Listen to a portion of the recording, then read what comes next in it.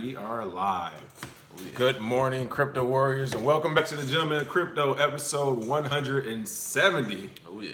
Today is Friday, May 18th. Yeah. And I'm King. And I'm Bitcoin Zay. And we're here to bridge the gap between cryptocurrency and the community Monday through Friday at 10ish. At 10ish. And we're on a throwback Friday type of day. Yes, we're using the cell phone today. Something's going on with the laptop.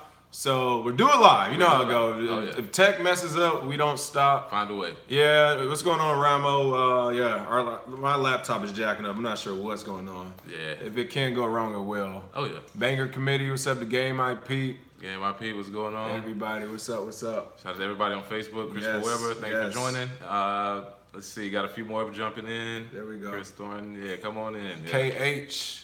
All right, that's pretty funny, KH. She said 10ish because morning poops are unpredictable. That's actually That's funny. All right, so for the free Bitcoin, yes, let's go ahead and start off. Oh yeah. So for the free Bitcoin, one of our regulars, we had a couple great comments, but Sergeant Crypto, thank you for your great comment. Based on our question that said, would you use the HTC blockchain phone, a phone that would allow you to store your crypto as well as it would be a decentralized network? To some people, they were like they would never use it. Sergeant Crypto actually said, with the apps that are being created, with some of the tech that's already out, you don't actually need a blockchain phone. However, it might be a cool type of technology. So thanks for that comment, and I already sent you that free Bitcoin. Appreciate you, Sergeant Crypto. Thank you. Happy Fridays. Me, Boss Lady, Psycho Bunny Jones, Kim Thornton. There we go. Come on in. All right, so what's our first story? We got Bitfinex. What's going on with Bitfinex? Oh yeah. So first story, Bitfinex. If you've heard recently, they actually now require customer tax info on certain people on their exchange, not everybody. AKA, if you've been making money. Yeah, exactly. If you make too much money, we need some of that. Thank you. Much like I believe, Coinbase, they had something similar. Remember when they had to turn over like 20% of their information or customers or something like that, or 20,000 was the number. Sorry. If you have made 20,000 or more, you have to turn over the information. So we're starting to see this more and more. I believe Bitfinex is based in the British Virgin Islands, right. And they're not, they got to pay taxes too. So in my opinion, if they have to deal with governments like we stated before, you got to deal with this stuff. So Constant says, why can't I'm not sure why you can't see us, but we're on. But yeah, it's kind of crazy that. That's even an issue. I mean, or it's an issue again. Of course, we talk about Coinbase doing it. Mm-hmm. You got Bitfinex doing it. I'm sure everybody else will follow suit. Exit stage left. I mean, and I hope they don't do it, but even Binance. I mean, if it comes to a point where somebody wants to buy on a traditional institution, then they're going to probably do the same thing. They're going to say, all right, well, who's been trading more than $20,000? Who's been trading more than 100K, 200K? Yep. And they're going to turn those in for those good boy and girl credits with the government, right? Yeah, absolutely. And I mean, if they want funding going forward in the future from a government, this is the route they're going to have to take. If they want community involvement, then they're going to have to go the other route. But they can't. They honestly, at this point, the writing's on the wall. If you have a centralized exchange, you can't get away from the regulators. The Bitcoin cryptocurrency world, it can stay away by itself, but exchanges, not really. So we're starting to see more evidence of that. And in my opinion, this is something that will make some people leave, big money people. Will probably, may leave, but those people who are institutional investors who have the lawyers and stuff at their disposal to move this money and do the taxes, they'll still get into it. But if you were just a Joe Schmo, happened to make 6 figures last year, that's who they always get. They always get the regular. And again, it's one of those things where I don't even get the point of the tax info thing, because are you doing it by country? Are you so you give U.S. has their own thing. Well, they cracked that down. Remember, they got rid of U.S. withdrawals. You couldn't even be from the U.S. So it's one of those things, again, let's say your exchange is located in 50, 60, 70 other countries. Mm-hmm. You're going to do tax info. Like, you know how much that would cost in compliance to even have the onboard compliance to do all that? Yeah. I'm not even sure that's possible to do and still be profitable as a company. It makes no sense. But hopefully they don't have thousands of people who made a lot of money, because that's a terrible process. So, does anybody still use Bitfinex anyway? Not in the U.S. that I know of. They got rid of U.S. customers. They had their tether issue, and then now they have to supply tax info. So, as far as exchanges go, they're taking hits simply because, like we said, regulators, they have to get their money. They're not going to allow this to just go on forever. Right. Not saying the party's over. Give up. What I'm saying is, they are trying to rein in all the big money that's being made and trying to, put a clamp on it. So why they hating on me? And speaking of putting clamps, Kazakhstan's president actually Nursultan Nazarbayev. Take a page out of King's book and read it. There we go. It's a hard name to pronounce. Man, some of these names is like, I'm just going to start calling you Nurse. But Kazakhstan's president has called for global cooperation for cryptocurrency regulation. Local news outlet Ezra News reported May 17th. Speaking at the plenary session of the Global Challenger Summit 2018, he stated that they basically need a global consensus on the rules, which we've stated plenty of times before. Right. They don't have one. So they can't, even if they come up with rules, it's people that are like, well, I'll just use VPN and I'll be from another country. So they can't really rein it in as much as they want. It's interesting to see Kazakhstan like lead the way on this one. Mm-hmm. I won't lie, and shout out to anybody watching Kazakhstan. But the first time I've ever really heard of Kazakhstan when I was watching Archer years ago. So yeah. The first time I heard it was Borat. It was right, you know what I mean. So I mean, I'm not sure they're leading on the forefront of the technology. They may be, but to me, it's just another country kind of that cry for help from the government side of things. They're like, you said just use initials. I know, right? They said just use initials. That's anywhere. It's almost a cry for help. They're like, look, we see that whatever we say, the rest of the world may or may not follow. Why even try to do this ourselves? Let's get some help. But Russia, one of the director of ministries in Russia already asked for a global alliance. So did a couple of people in the UK. Everybody's asking for it, but I highly doubt it happens because, like you said, it's one of those things where governments can't even agree on some of the old ways, some of the old things. The legacy financial system doesn't agree. Like they still come up with their own rules. The petrodollar, the petro-yuan. Which one are we using? We're using gold, silver, USD. So and now all of a sudden they're gonna be best buds and come up with a great way to use crypto. Yeah, right. What's going on, Sergeant Crypto? What's up, Sergeant Crypto? So I highly doubt that actually happens as well. Yeah, and a funny thing to see too going forward is the countries that come together and they say we need to come with rules. The ones that stay on the outside, like we don't. Those are the countries that people are gonna be like, all right, we're going there, we're going there. Right. It'll be interesting to see. Those are the countries you want to do crypto business with. Exactly, and it's like it's free promotion really. If you're a country, all you have to basically say is, we're hands off with crypto, and you're gonna have Binance or somebody else move there, some exchange. So Kazakhstan's president, hopefully you get what you want, but I doubt it. Y'all can agree right now. So moving forward, India. 7 major banks, they actually began testing blockchain trade on finance platform, which is entitled India Trade Connect. This is the collective where basically they've done the same stuff that banks with Ripple and other places have done. Decentralized. Thanks for the tip. Decentralized always hooking us up. He's over there working with Smart Cash. If y'all haven't checked it out, thank you, Decentralized. Appreciate you, man. I hope, did you get your shirts yet? We sent you some shirts as well. Let us know if you got those shirts in. Oh yeah, appreciate you, Decentralized. So wait, what's going on with India? And with India, they have 7 groups called the India Trade Connect. They are actually partnering up to do blockchain trade, and basically what we're seeing is what we've said before: banking institutions getting involved in the blockchain space. Of course, they won't say Bitcoin, but they're getting involved in the blockchain space, doing trade with each other. One of those things we've seen with Ripple, they've had banks do it that test it. They test it over and over because they can't be wrong. If they basically screw it up, that's other people's money. So they keep testing it over and over. We're seeing it in India, actually one of the places where crypto was banned, so to say, and blockchain technology was kind of pushed down, but can't hold people back. How many people are in India? A billion? Right. A billion or this so? is like but about 15% of the world's population. Supple Man, what's going on? Dan the Man. What's good? Kasha Tariq. We got Wakoinda in here. Supple Man Udemy. Oh, what's going on? What's going on, man? How you doing? Thanks for joining. Unfortunately, you caught us on our off days. We having some tech issues, so we're back on the cell phone, but it's all good. But we still coming. Yeah. Right. I'm trying to open up these comment boxes so I can see everybody's comments. Top chat. There we go. It's all good.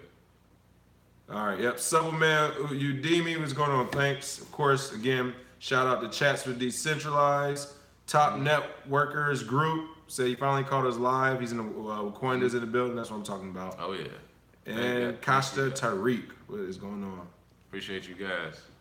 What else we have on the slate? I mean, it's been a slow news week. Honestly, some of the best news so far. If you've been following Ken Bozak, give him a shout out. Of course, he went to, I'm not sure, did we talk about this yesterday? I don't think so. We might briefly. But yeah, if you went to Consensus or you follow him, then you saw a Consensus. He was calling out some alleged scammers to their face. He called out Ripple. He called out a few people. Yeah, a lot of people loved it. That video I saw get viewed over 3,000 times. Shout out to Ken Bozak. I mean, hey, we said this before. It's getting to the point where you're not gonna be able to hide behind a computer anymore. He went in there, he snuck into the conference, I guess, and was ready to pull up on anybody with some problems. So he let Mr. Clean have it. Hey, I at least applaud him for his candor. At least he was being upfront with it. It looks like, I guess, but it caused a stir in the crypto industry, I guess, on social media. Some people were saying what he did was inappropriate. We want to be looked at as professionals. That's the wrong way to handle it. Other people were like, hey, if somebody's stealing money, call them out. Yeah. I don't know. You know what? For the free Bitcoin today, tell us what you think. Look up Ken Bozak's video. Say, that would be a great thing to comment. For the free Bitcoin after the video, of course, in the comment section, in quotations, make sure you're subscribed.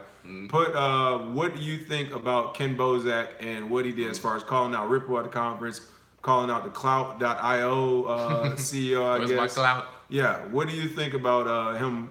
Not just him, other public people in crypto, because we saw the same thing with what's the guy with Bitmain?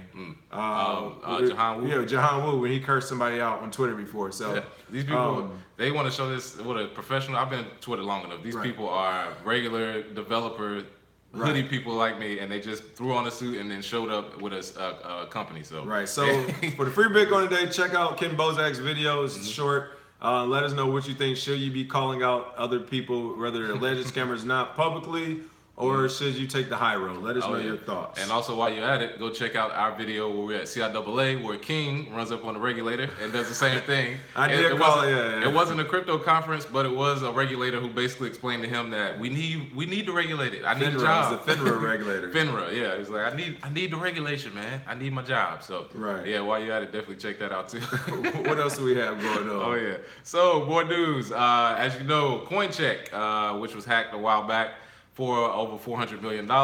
They actually are plotting a move to the U.S.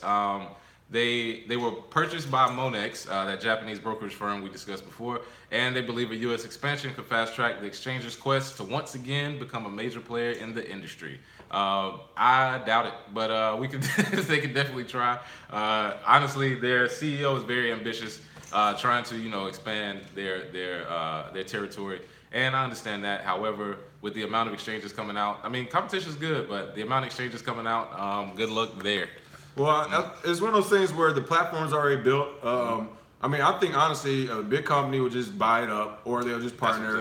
They're going to rename it and rebrand it, and they're going to just push that hack to the far back of your memory as possible. It's going to be one. They might rename it twice, actually. They literally might rename it twice by this time next year. It'll be a third name. And people will be like, "Wait, isn't that the Coincheck from early 2018, 2017? They got hacked." Yep. But back from the dead. That's the game you play, especially when you're getting new people into crypto every day. All it takes is another bull run for it to be literally millions of people across the world that are brand new. All they have to do is rename it, rebrand it, rewrite the narrative on it.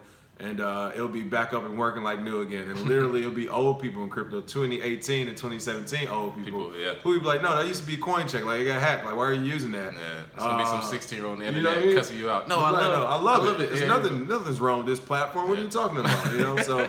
I mean, the DAO.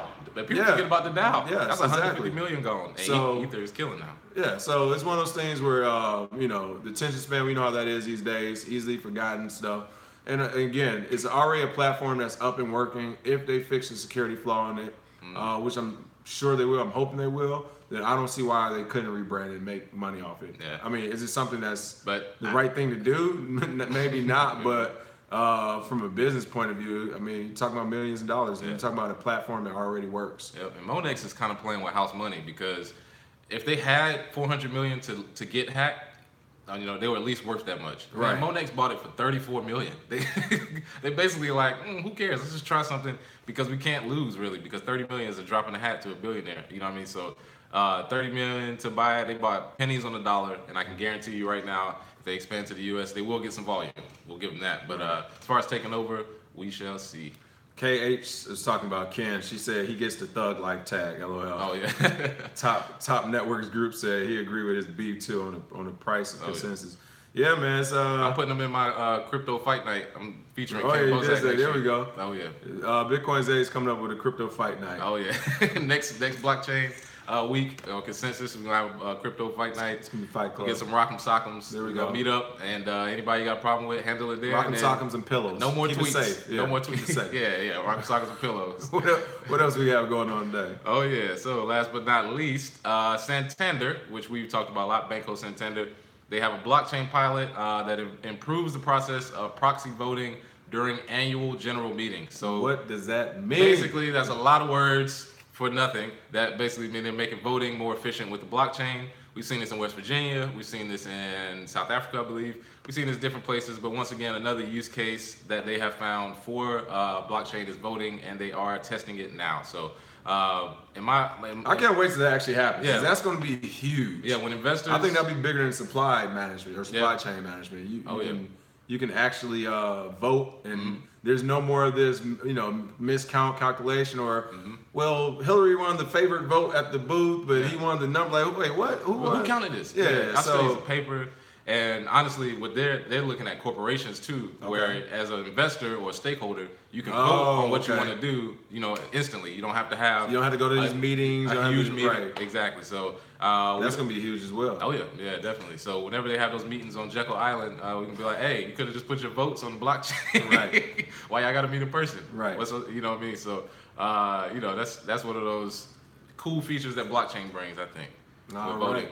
I think that's about it today, isn't it? Yeah. Short show today, of course. Well, like we said, everybody's been at consensus. The news has been slow. I think, actually, I saw a comment earlier I do want to comment on. Let me scroll up real quick. Someone was saying that someone was turning bearish. Did you see that comment? Oh, yeah. Hold on. Say it one time. Tom Lee, Dan the Man said Tom Lee turning bearish on crypto, question mark. Did you see anything about that? Tom Lee. Didn't see anything on it, but as far as people turning bearish and bullish, I do my own research. The stuff they bring up most of the time is based on their own. So however he feels. Nothing's changed. Nothing's changed. Our thought is if you're in it for the long haul, every day is a good day. So that's true. I mean, if you're looking at day to day, that's how you go crazy. Someone told me consent. Yeah, that's. All right. I heard some crazy parties. Right. Yeah, some good parties that was going on. But with that, like I said, we'll see what happens. Again, for the free Bitcoin in quotes, people, you know what to do. Go ahead and look at that Ken Bozak video. Let us know. Was he on target for that? Was that wrong? What are your thoughts on it? How should you handle? That's the interesting. Did you run up on somebody? Yeah, especially let's say you did lose a lot of money, or maybe not even you lost a lot of money personally, just bad for the community. Is that right? Because some of these scammers, I'm not saying this guy was. I don't know. I didn't do the due diligence on it. I kind of looked into it. Looks like a lot of people are saying that he was. Yeah. But regardless, some of these scammers don't care, and they will come back to the event. Could you imagine if Mark Carpos? Mark Capella showed up. Could you imagine if he showed up to the event, or like Craig Wright, or some of these other people? I'm not even gonna throw their names in there. But that's security. So some bad people out there. If they did show up, what would you say? What would you do? Like I'm not gonna lie. If I lost a lot of money to you, come on, man. Catch you in the bathroom, you get a swirly. Yeah, exactly. You know what I mean? Like, you get wedgies at the very least. All right. Hey, seriously, thanks for watching, people. Next week, hopefully. Ken Bozak. Yeah, Kenn Bozak. Yeah, Kenn. So shout out to Ken too. He's checked in on some of our videos. We checked in on some of his before too. Yeah, remember, man, we got a great opportunity going forward. We don't need the scammers in this industry. Get them out early and set the precedent, and we can move forward. That's all we got to do. There you go. Psycho Bunny Jones said, "My blood pressure can't take the day-to-day, long haul only." That's right. As Bitcoins, they said, if you look at the day-to-day charts, you'll go ball like him. So. Yeah, exactly. I used to have hair before I was in Bitcoin. There we go. Stop looking at daily charts. Have a happy Friday, a great weekend, everybody. We'll be back Monday. Hopefully all the tech issues.